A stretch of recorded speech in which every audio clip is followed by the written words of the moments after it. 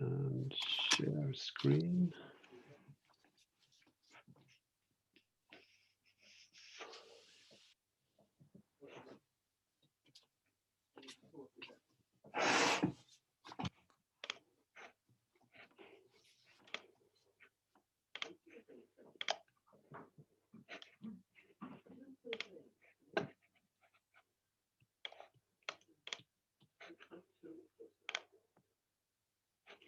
So does this look good? Yeah, it looks perfect. We can, we can't see your presentation. We can only see your Finder or whatever it's called. Okay.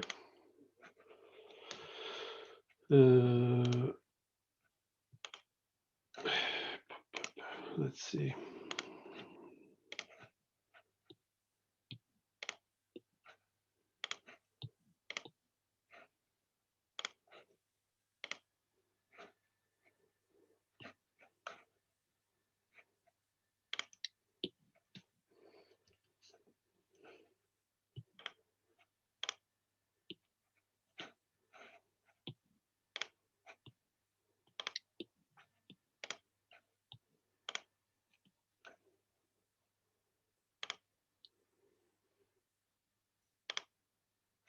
So how about now?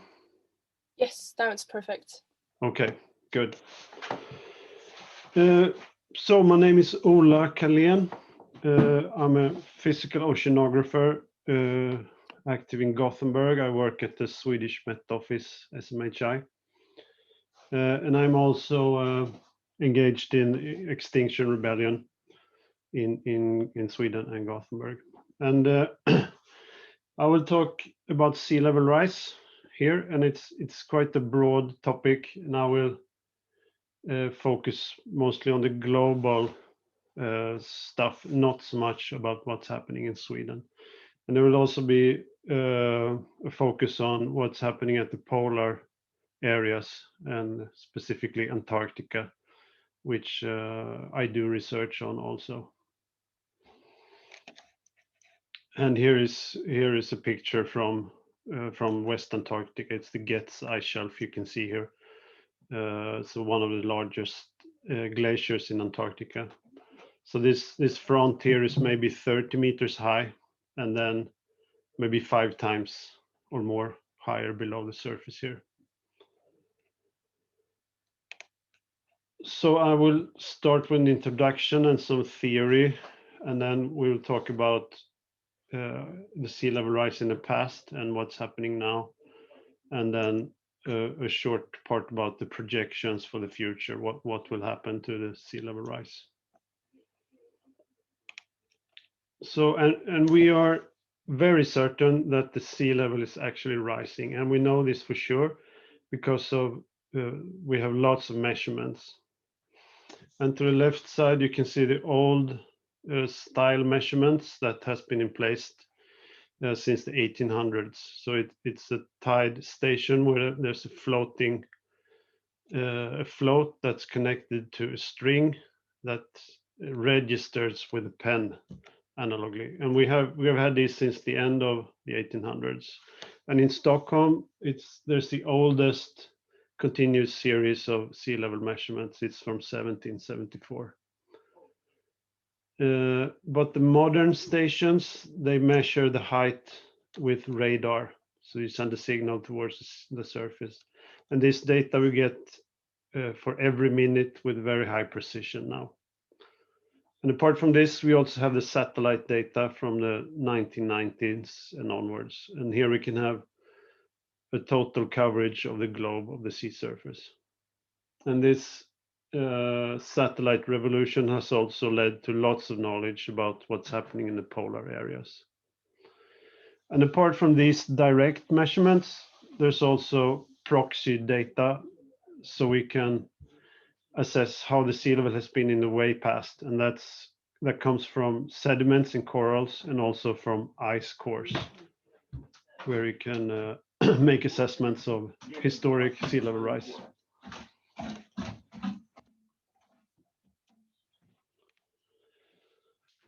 And what factors contribute to global sea level change? Well, there's... Tore, du kan inte prassla här nu tyvärr. Du kan inte vara prassla här, du får vänta. Ja, snart.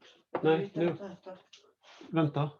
So first, there's a thermal expansion factor, and that's when the ocean heats up, it takes more place.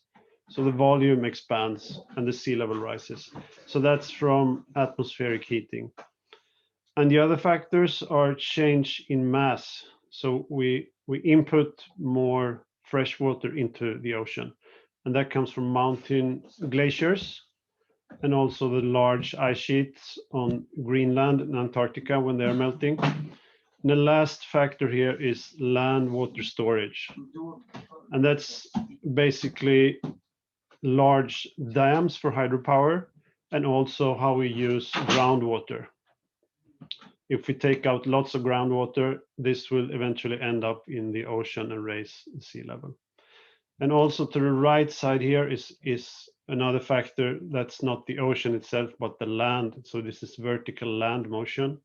And this is very important in Sweden because we have a land rise here since the last ice age.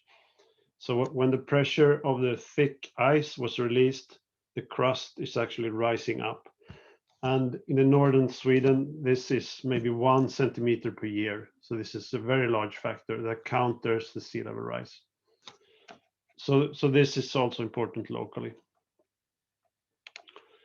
But I was talking about global sea level rise, but sometimes you say that all sea level is local. By that you mean that the important stuff is actually happening at the coast, where the water meets the land. And here there are also many shorter term factors that are influencing how high the sea rises. So the weather, tide, and the topography of the bottom also influences things here, which makes it harder to predict what's going to happen at the coast here. So I will not go into details about this stuff, but it's a bit different locally from the general global sea level rise. And if we look back from 1900s, what factor has been the largest influence on the sea level rise? There was actually a study just last year that found out this correctly for the first time. And it's been ice loss from glaciers that has had the largest influence on the sea level rise, twice as much as the thermal expansion. And biggest here are the mountain glaciers, so that's Himalaya, Alps, Andes, and so on, melting glaciers from there.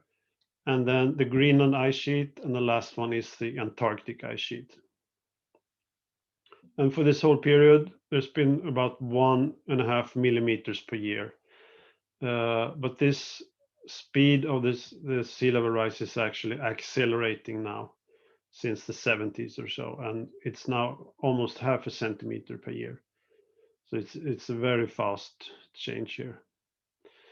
And of course, this is due to human warming of the climate. There's really no doubt about that, since at least the 1970s. And if we look at the potential sea level rise, and when we talk about potential sea level rise, we mean how much frozen fresh water exists on land that could melt and go into the ocean and raise the sea levels. So there's 3 big factors here. So to the left, here's the mountain glaciers. If all glaciers in the mountains would melt, sea level would rise maybe 0.5 meter or so. So remember, this has been the largest factor so far, but the future potential is not so big.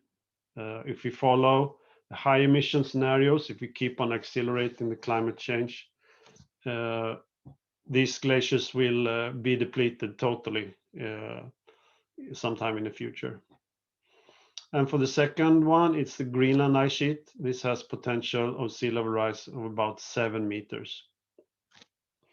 And one important thing here is, can you see my pointer here actually? Yeah, so if you see, the ice here is located mostly inland on Greenland, which is important. That means that it can only get melted from heat on the atmosphere. There's some ice that's close to the coast, and that ice is more vulnerable because it can be melted also from the heat in the ocean.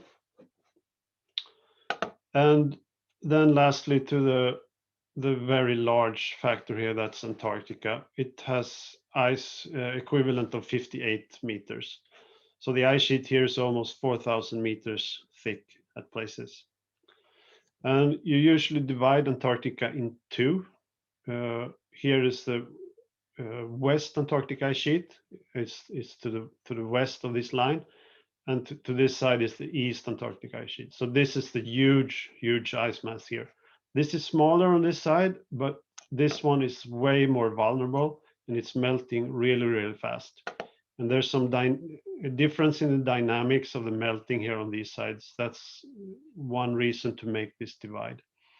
And here you can see the ice bottom elevation here is interesting.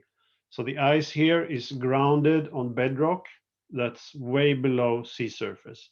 And that means that the ocean can access the ice here from below and melt it. That's why these changes are happening fast here. And that's also the reason why when you look into the ice sheet and what's been reported, it's usually the West Antarctic ice sheet that gets all the attention here. We don't talk so much about the East Antarctic ice sheet. And Greenland also, still melting more than twice as much as these two. But the reason for this is the instability of this ice sheet on the west and how fast these changes are happening. And I will try to explain this a bit later on here. But first, some new research findings that actually came out just this week. And it's about how much ice is melting on the globe in totally. So there's a really big satellite study that found out that the ice loss is actually accelerating at record levels, and we're now following in the worst case scenario for melting of the ice.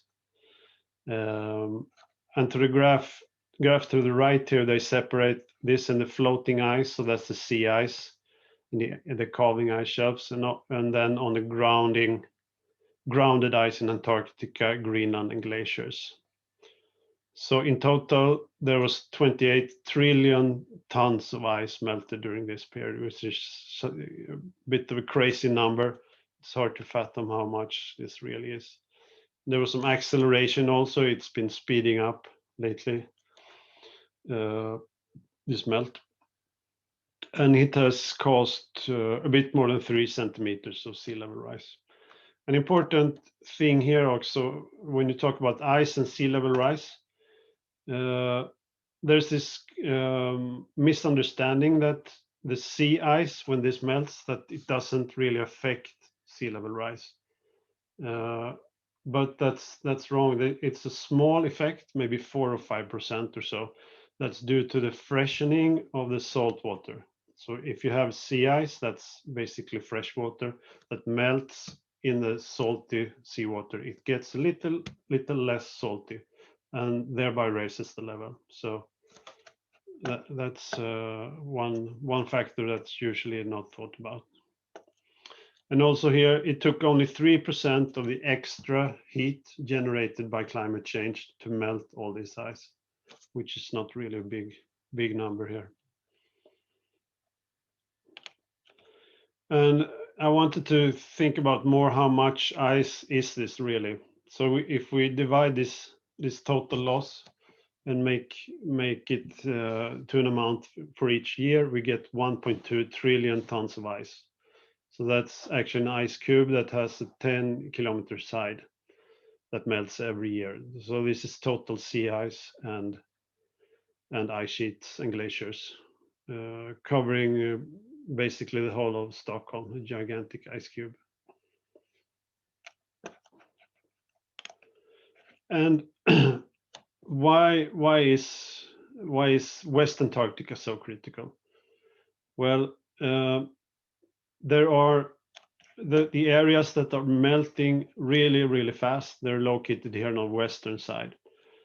Around Antarctica, there are some areas actually that are gaining in mass, like the Filchner-Ronne and the Ross ice shelves, where the dense bottom water is produced.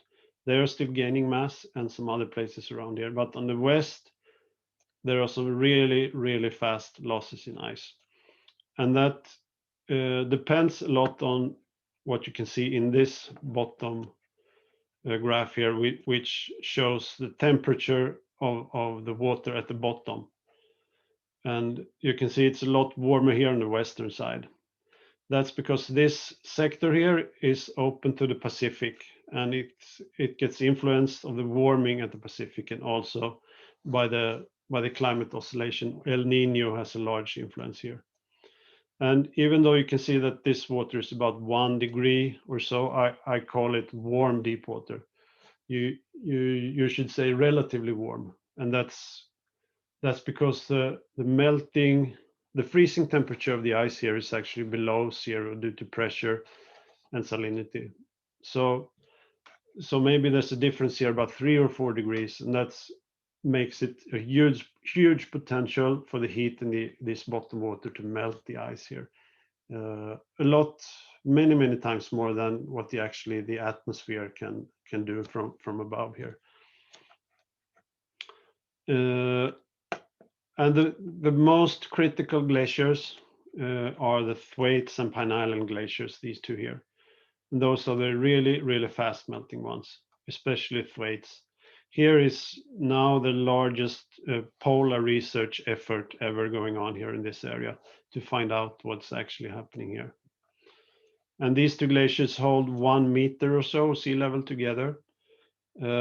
But if they start to melt, the rest of the West Antarctic ice sheet will eventually follow in the long time scale.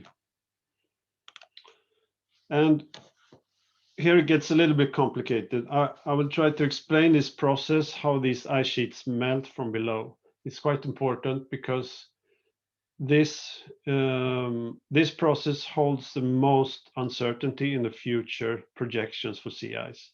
We don't really know how to model this properly in the climate models, and it's really hard to pinpoint when this will happen. So it's quite interesting how this works. So the ice sheet, as I said, it's several thousand meters thick here, and it flows by gravity out to the ocean. And where it meets the sea, it's called an ice shelf, and then it gets floating. And if you have a big ice shelf here, there's like a braking zone or buffer for the ice sheet. So it will slow this speed down. But if the deep water can enter here and melt the ice from below, this will get thinner. And what's happening when it gets thinner is that this force here that breaks gets smaller. So this speed increases and it gets faster and faster. And then also this so-called grounding line, where the ice meets the bedrock, this goes inward. So this moves in this direction. And this means that it gets a lot thicker here. And if it gets more thicker, the speed increases. So this is like a self-amplifying process, positive feedback.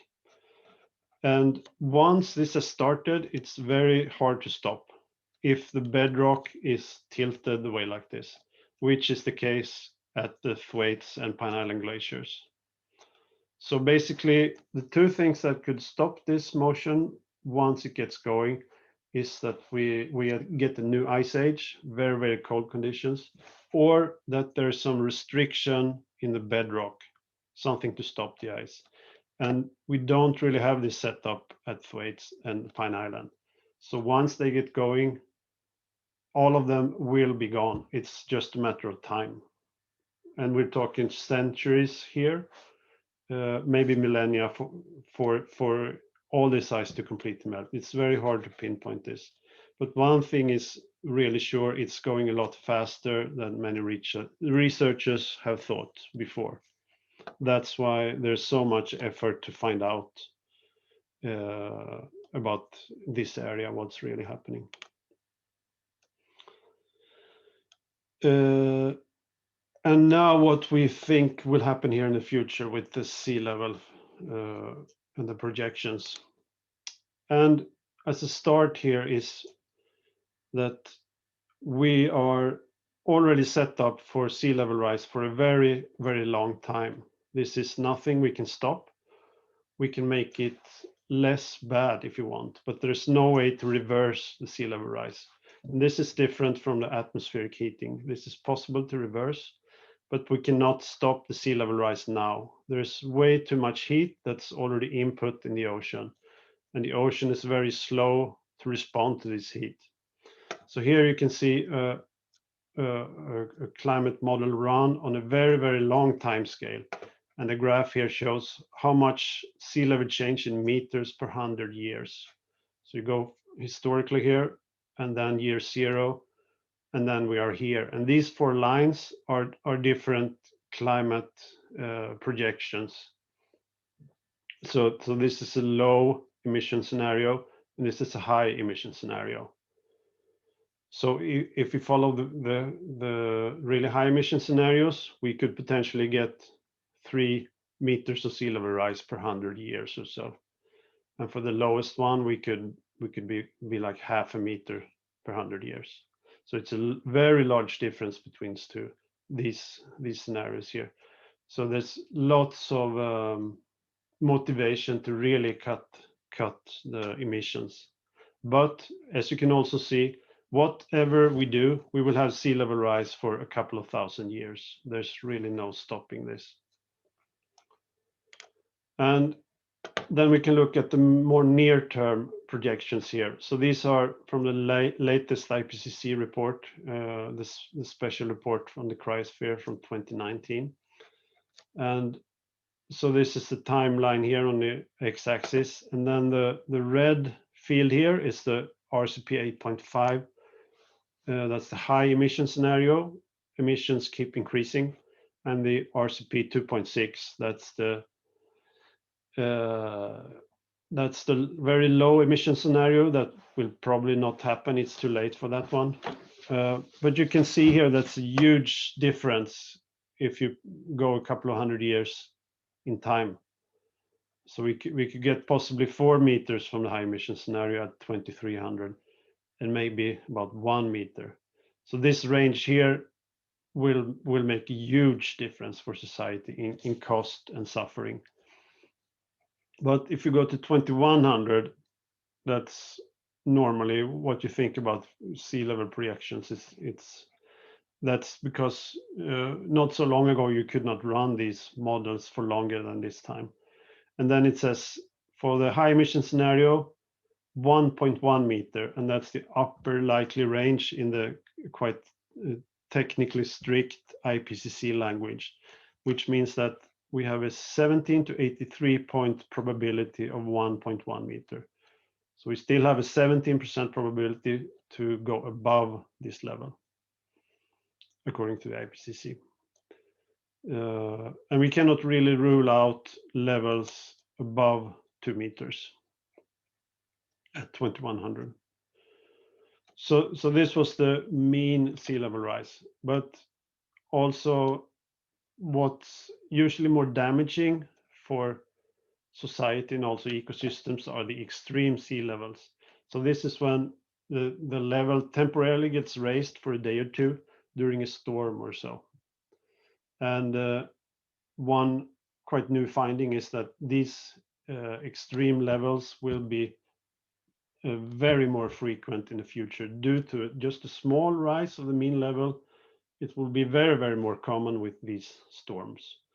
So here the IPCC report talks about centennial events. So that's a 100-year storm, a 100-year level that statistically should happen once every 100 years. So so this finding here, I think, is the one gravest finding of this whole report. And it says that The centennial events will happen at least annually by 2050 under all emission scenarios. So even the low emission scenario will make that we have 100-year storms every year, 2050. And that this is for low-lying areas. Many mega cities in Asia, Bangkok, Manila, Jakarta, and those places, they will have 100-year storms every year at 2050. That's more or less a given.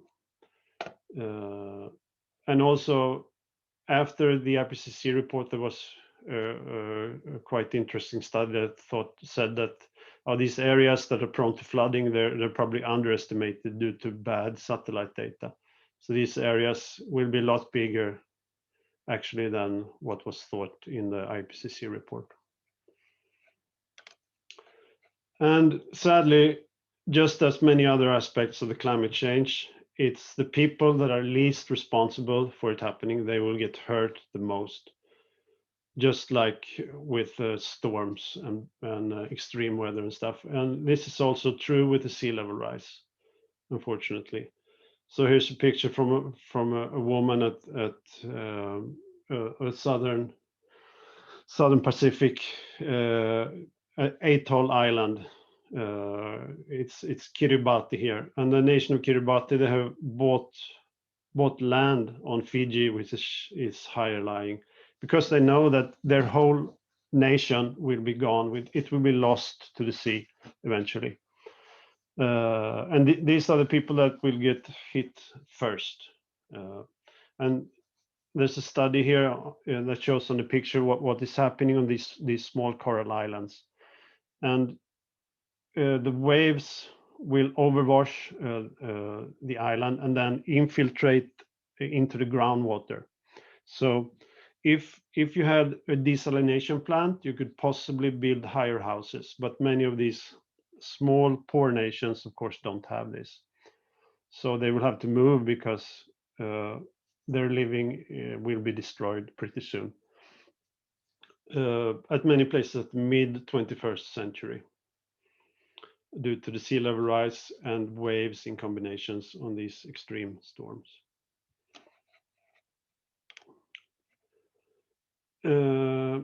Yes, and also there was an interesting study here in December that says that probably these IPCC projections for the high warming scenarios, they have been way too conservative. We are now following the as you can see in this graph here, the ice sheet melts is tracking the high emission scenario.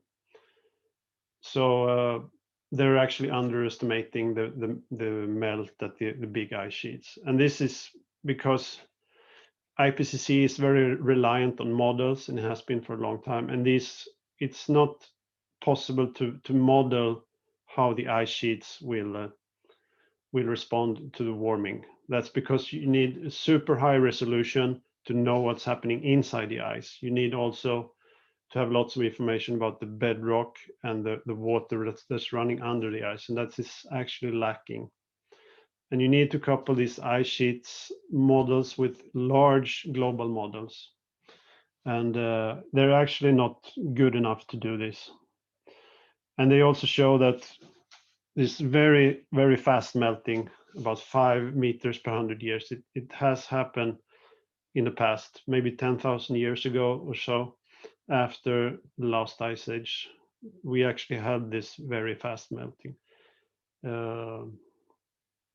And this is actually quite, it has been ongoing with these sea level projections of the IPCC, that they have been way too low for a long time. Yes, so this was actually my last slide. I hope I don't made you too depressed about what's happening, but I think one takeaway here is if you look at these different graphs and you see the difference between a high emission and a low emission scenario. Although we will have huge changes coming, there's still a lot to fight for because there's the range of the actual sea level rise. This difference, if we manage to halt the emissions quite soon, we will spare lots of suffering and cost for society if we manage to do that. So that's important to take with you. So that's it. I will end with this Adelie penguin. That made me happier at the end. The penguin.